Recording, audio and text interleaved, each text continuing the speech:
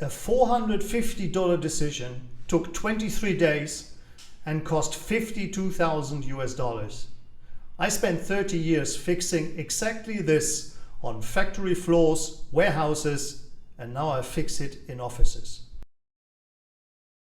So let's jump right in with a scenario you're probably way too familiar with.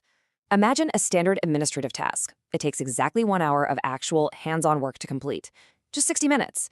Yet when you look at the calendar, it takes 19 full days from start to finish. 19 days for one single hour of work. Now, if you're an operations manager, a team lead, or a department head at a company with 500 or more employees, you don't even have to imagine this, right? You live it. You've probably hit refresh on your inbox waiting for a signature so many times you've literally worn out the key.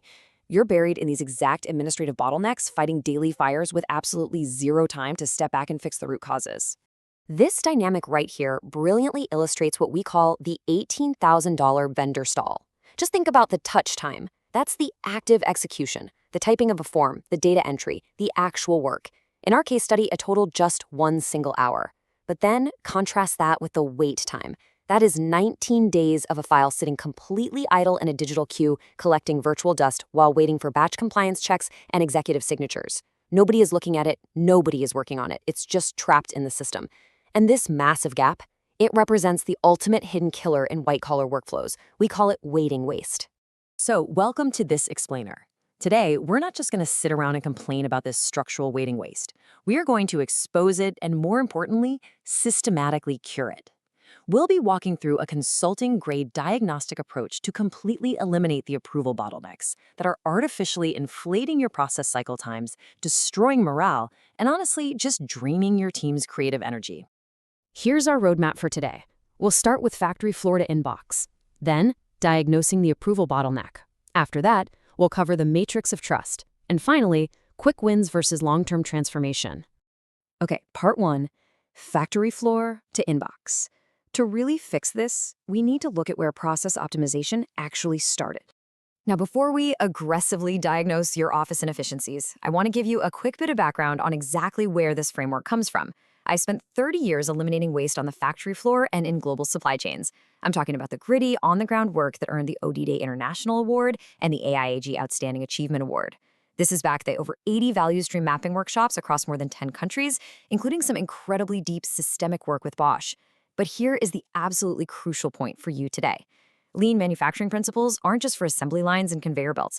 The exact same waste that destroys factory efficiency is destroying your office efficiency. It's just wearing different clothes. Instead of a forklift waiting for a physical pallet of parts, it's a project manager waiting for an email reply from a director. Let's consider physical factory waste for a second. If a multi-million-dollar machine sits idle on a shop floor waiting for a part, physical alarm bells ring. People literally run to fix it. Supervisors demand answers on the spot. It's a highly visible, totally unacceptable delay. But what happens in the digital office? A highly paid executive's task sits idle for days in an overflowing inbox, and it's met with total silence. Because it's trapped in a cloud drive or some hidden nested email thread, it's totally invisible. We treat the factory delay like a 5-alarm fire, but we treat the office delay as just, well, business as usual. We have to actively bridge that gap in our thinking. A task waiting for a signature is the exact same financial drain as a machine waiting for a part. That brings us to part 2, diagnosing the approval bottleneck. We need to move past the symptoms and figure out why these queues form.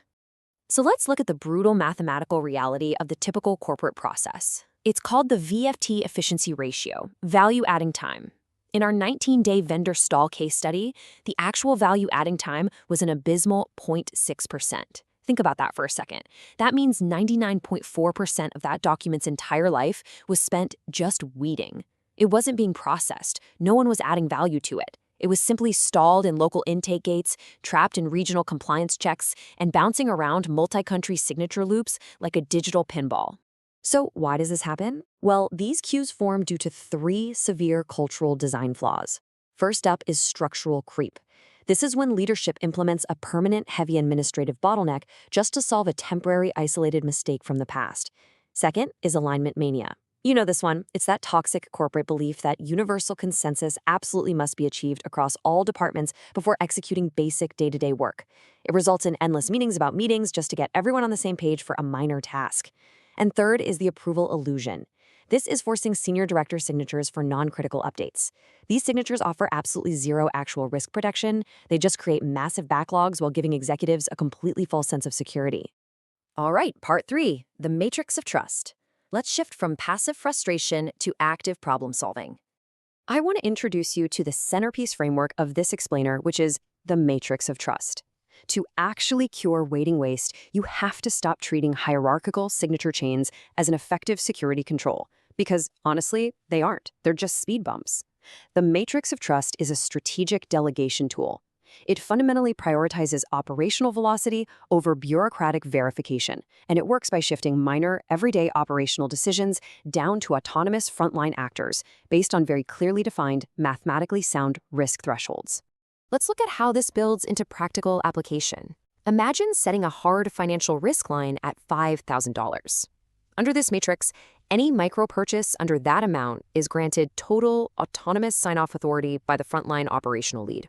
Remember our earlier sources? There was a $450 cosmetic cardboard printing change request that took 23 process days because it was artificially forced through a procurement gate, a quality audit, and a finance boardroom loop. It was treated like a major capital expenditure. Under the matrix of trust, that $450 decision safely bypasses all of that nonsense. It's instantly auto-approved by the frontline lead. That removes it from the executive queue entirely, dropping the cycle time from nearly a month down to minutes. Using a template like this one from our resource pack, teams can systematically map out their defensive signatures. You simply list the approval category, the standard operational threshold, like that $5,000 mark, and the newly authorized frontline decision maker. By doing this, you are surgically bypassing administrative bottlenecks. You're compressing those layers of middle management that add massive lead time drag, and you're replacing them with safe, data-driven trust loops that actually empower your people to do their jobs. Finally, Section 4, quick wins versus long-term transformation. How do we actually roll this out? Look, you don't have to overhaul your entire company overnight. Actually, please don't do that. Your quick win for this week is incredibly simple. Select just one high-friction, low-risk task that everyone hates dealing with. Define a single risk threshold, like that $5,000 limit we talked about, and grant frontline auto-approval authority for that specific item. Doing that immediately bleeds pressure out of the system and proves to everyone that the concept works. Then, once you have that win, you move to the systemic redesign.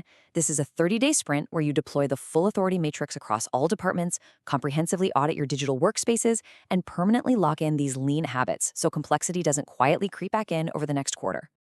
If you're ready to stop firefighting and start systematically dismantling digital inventory and waiting waste, you really need the full strategic simplification toolkit. I highly encourage you to enroll in the Udemy course, Lean Management for Leaders: Eliminate Office Process Waste. It contains the diagnostic scorecards, the micro-value stream maps, and the complete matrix of trust templates you're going to need to aggressively reclaim your team's deep work hours.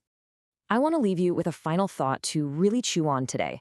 We saw that in typical corporate administration, up to 99.4% of a process's cycle time is literally just waiting. So ask yourself right now, if you eliminated just 50% of your hidden waiting waste this week, what could your most talented people actually achieve? Think of the staggering opportunity cost of that idle time. It's time to stop optimizing for bureaucratic risk mitigation and start optimizing for operational speed. Thanks so much for joining me on this explainer, and I'll catch you next time.